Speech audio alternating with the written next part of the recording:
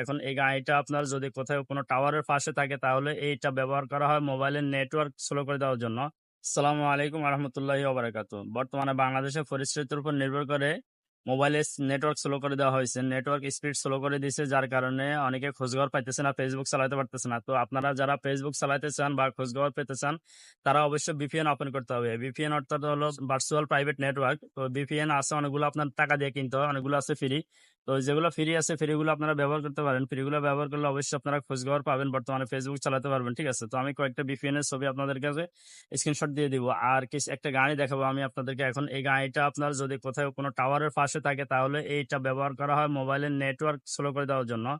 Mobile যে টাওয়ারের পাশে রাখবে ওই টাওয়ারের আওতায় যতগুলো মোবাইল আছে মোবাইলের নেটওয়ার্ক গুলো একেবারে স্লো হয়ে যাবে এই গাড়িগুলো ব্যবহার করলে। তো আপনারা যদি দেখেন এই গাড়িগুলো তাহলে বুঝবেন অবশ্য এখানে এই গাড়িটা রাখা হয়েছে মোবাইলের নেটওয়ার্ক স্লো করে দেওয়ার জন্য, বুঝছেন? তো যারা ফেসবুক চালাতে চান বা ইউটিউব চালাতে চান, যখনই মোবাইলের নেটওয়ার্ক স্লো করে দিবে বা টাওয়ারের স্পিড স্লো করে দিবে তখনই আপনারা এই ভিপিএন ওপেন করতে পারবেন। আর ভিপিএন ওপেন করলে আপনারা অবশ্যই নেটওয়ার্ক স্পিড বেড়ে যাবে আর ফেসবুকের খোঁজখবরও পেতে পারবেন।